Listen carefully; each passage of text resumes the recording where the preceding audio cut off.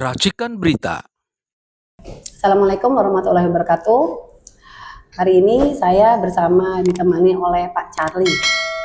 Ya, Pak Charlie ini seperti yang kita ketahui, akhir-akhir ini memang banyak sekali disebut-sebut karena beliau adalah salah satu korban juga dari PIK 2 ya. Jadi ini Pak Charlie ini adalah salah satu pembuktian bahwa yang bergerak di sini, kami bukan mengenai rasis, tapi kami melawan karena kezoliman yang memang begitu kental yang ada terjadi di PIK 2 ya, intimidasi, perampasan, pencemaran nama baik, dan banyak lagi hal-hal yang di sana masih banyak, dan juga belum lagi intimidasi dengan preman. Dan hari ini saya ketemu sama Pak Charlie setelah saya habis memberikan SP di Mabes, kemudian karena insya Allah ARM akan membuat aksi bersama yang berupa konvoy dengan judul satu gerakan bersama menuju Indonesia yang berdaulat. Kita akan konvoy bersama mengunjungi 4 titik, dan di sini saya dengan kerendahan hati mengajak Pak Charlie untuk gabung bersama kami, karena kita harus menyuarakan ketidakadilan ya Pak ya, terhadap apa yang terjadi, karena banyak banget rakyat yang tidak tahu apa yang terjadi dengan Indonesia, apa yang terjadi dengan rakyat Banten. Kita tidak usah bicara mengenai masyarakat Rempang yang jauh ya, tapi Banten yang mungkin hanya berapa jam dari Jakarta, itu banyak yang tidak tahu, yang tidak mengerti. Dan hari Selasa itu adalah tugas kami untuk mengedukasi bagaimana kedaulatan kita. Kalau kita tidak berusaha sekarang, akan lepas. Ya, ingat, tidak ada tanah negara, yang ada adalah tanah rakyat. Jadi di sini kita akan ditemani oleh Pak Charlie sebagai bukti bahwa kita Indonesia bersatu. Kita di Indonesia bersatu untuk memerangi kezoliman, untuk memerangi para mafia tanah, para penguasa oligarki yang hanya memikirkan untuk kepentingan mereka sendiri saja. Mereka tidak peduli kepada rakyat. Pak Charlie adalah salah satu rakyat Indonesia yang ikut dirugikan. Jadi kita akan bersama-sama, kita akan berteriak, dan sebagai bukti bahwa tidak ada isu rasis di sini. Kita bergerak atas nama Indonesia yang berdaulat. Itu aja dari saya.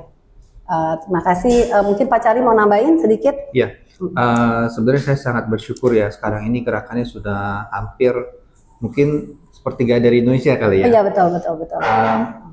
Ini tidak mungkin terjadi apabila tidak ada isu yang benar-benar menjadi masalah berat. Ya. Saya mulai perjuangan ini sejak 2013, dan waktu itu pembebasan di sana tuh masih sedikit. Jadi masih satu persatu, dan kita itu mau teriak itu susah sekali. Susah. Kalau dilihat dari jejak digital saya, cerita kita udah masuk ke dalam Gatra, udah masuk ke dalam Tempo, website, udah masuk ke dalam Keadilan, majalah Keadilan. Jadi rekam jejaknya sudah ada dari dulu. Namun kenapa gerakan ini sekarang bisa begitu masif? Karena problemnya semakin besar. Apabila kita biarkan, problem ini akan menjadi jauh lebih besar dan tidak bisa dikendalikan lagi. Jadi ini memang sudah waktunya semua orang itu bersuara dan semua orang itu bergabung untuk melawan ketidakadilan. Gitu. Jadi ini juga salah satu kealpaan kita ya. PIK 1 ini dengan adanya PIK 2 itu kan dimulai oleh PIK 1. Di situ kita masih belum mengerti dengan apa yang terjadi. Benar seperti Pak Charlie bilang, mungkin karena nuansa juga ya, atau karena politik atau segala macam, yang pada akhirnya itu kita taunya PIK 1 sudah jadi. Di situ pernahkah kita terpikir kemana masyarakat yang dulu ada di PIK 1? Pernah terpikirkah kita? Nah, kita tidak mau terjadi hal yang sama dengan PIK 2 dengan cakupan yang lebih luas lagi, ya, yang itu akan dan Belum lagi ditambah lagi dengan isu-isu pemagaran laut, kemudian sertifikat yang laut di sertifikat segala macam, ini harus diuraikan satu-satu. Dan tapi yang paling penting adalah jangan pernah merebut tanah rakyat. Itu aja. Betul. Ya. Dan saya ceritakan sedikit apa yang terjadi kepada kami. Kami itu sudah 2 kali diberikan penawaran jual beli oleh dari pihak pengembang. Namun karena penolakan tersebut, apa yang dilakukan? Pertama, saya dikriminalisasi. Kedua, SHM kami yang sudah 35 tahun dibatalkan begitu saja oleh BPN. Dan itu sudah jelas-jelas melanggar PP 18 2021 kalau nggak salah. Pak Nusron Wahid sudah bilang, sertifikat yang sudah lebih dari 5 tahun tidak bisa dibatalkan tanpa putusan pengadilan. Nah, dalam kasus saya segitu aja, segitu gampangnya dari BPN menerima permohonan untuk pembatalan sertifikat kami. Dan sudah pasti ini suatu hal yang mungkin bukan terjadi pada saya sendiri, mungkin juga pada orang lain. Betul. Jadi kalau kita biarkan ini seperti ini terjadi, maka akan ada banyak pelanggaran-pelanggaran yang lain. Dan kasihan juga yang beli. Yang beli nanti akan menjadi apa ya? Ada konflik di masa depan, ya kan? Pertama, konflik masalah hukum. Oke, saya ditangkap, saya suruh tanda tangan untuk tidak menggugat dan melapor, dan juga untuk tidak menuntut ganti rugi. Itu udah oke, saya udah oke, itu nggak masalah. Tapi nggak ada salahnya dong saya menceritakan kejadian saya, apa yang terjadi sebenarnya.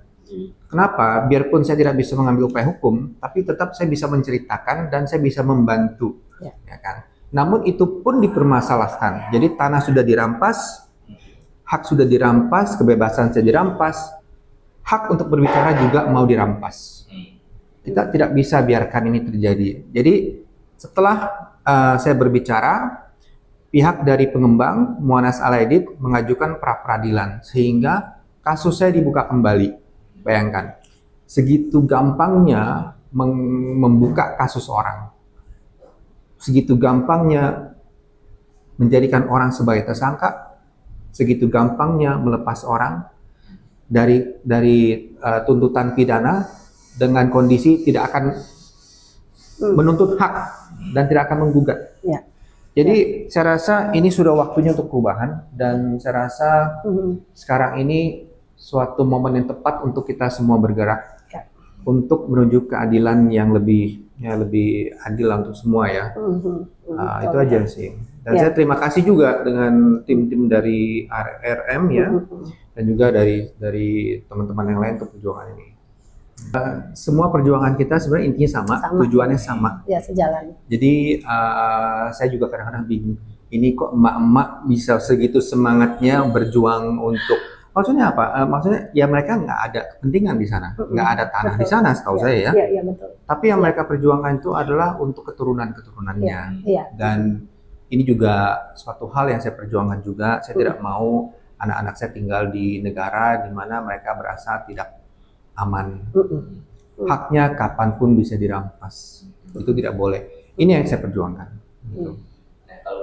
Terus terang pada saat pertama kali saya ketemu sama Pak Charlie itu salut karena tidak mudah orang seperti Pak Charlie ini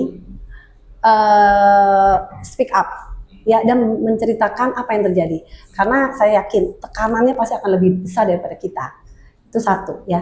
Kemudian tapi saya lihat beliau itu memang tidak main-main ya, dia cerita sama saya sampai ada sedikit pencemaran nama baik ya, yang maksudnya itu juga tidak bagus untuk anaknya gitu ya. Itu saya punya dari salut menjadi kagum, menjadi appreciate gitu loh. Ya ini orang-orang seperti inilah yang negara tuh harusnya tuh ada ya untuk kita. Tapi kan selama ini kita belum merasakan kehadiran negara dalam masalah ini ya. Walaupun Presiden sudah bicara tentang PSN itu melanggar segala macam, tetapi belum ada tindakan tegas dari aparat-aparat yang ada di lapangan. Ya, jadi itu, dan memang seperti yang Pak Cari bilang, ini melibatkan keseluruhan aparat jajarannya, mulai dari BPN, dari lurah, dari segala macam gitu. Itu tuh semuanya tuh PSN.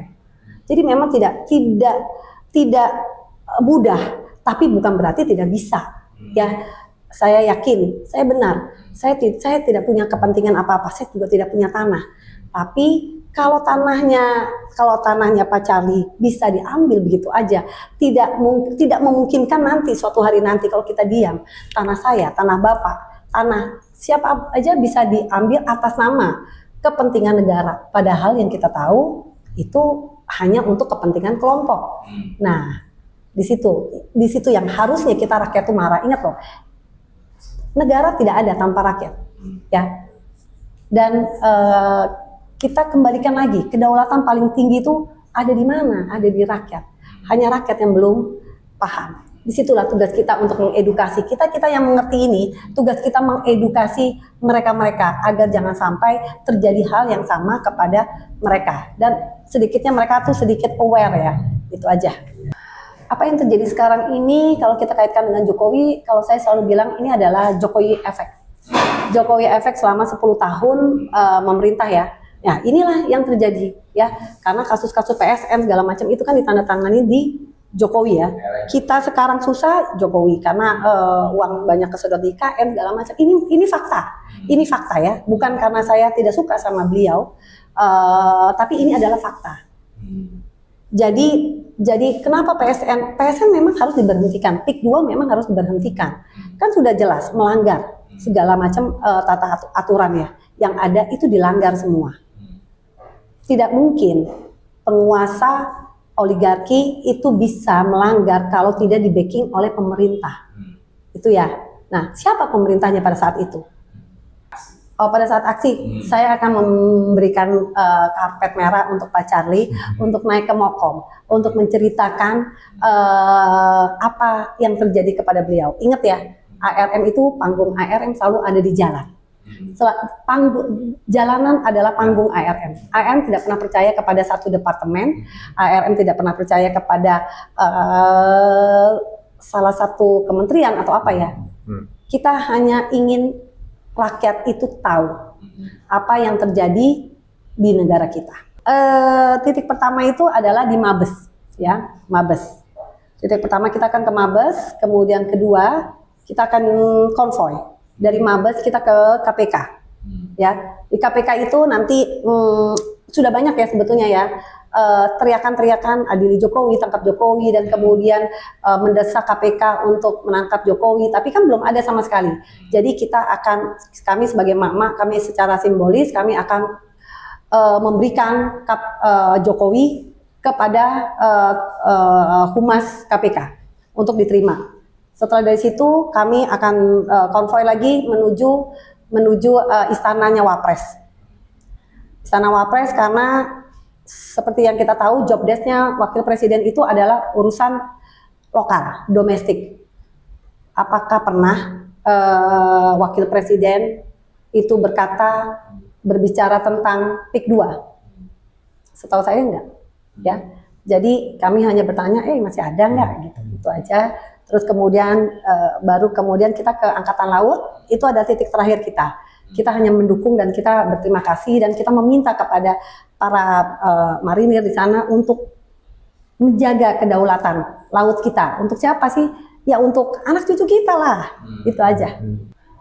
Iya sih, memang itu poin yang sangat krusial ya. Kenapa sampai saat ini pemerintah belum turun tangan secara tegas? Mau sampai kapan? Betul.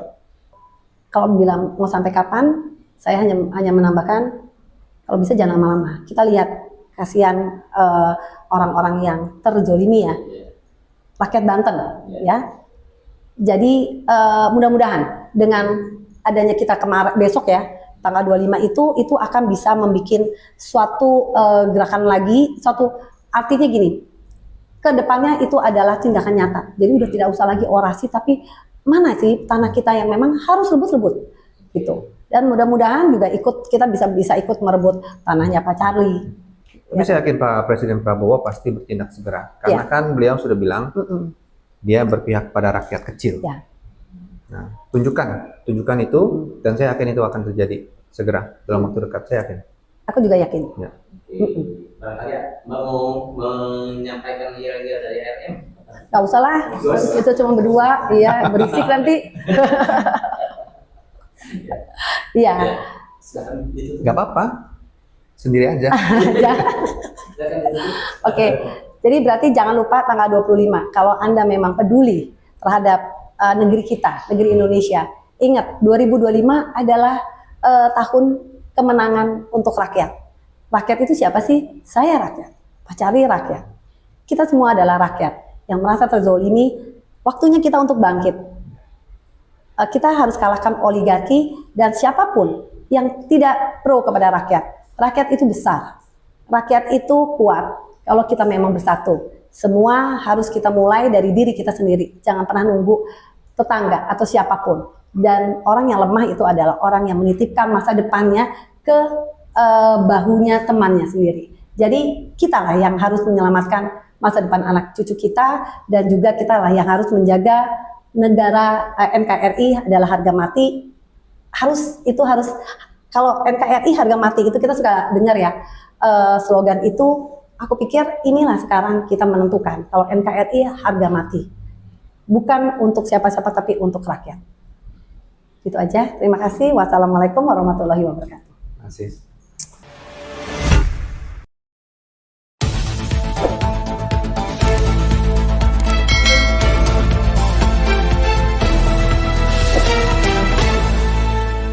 Racikan Berita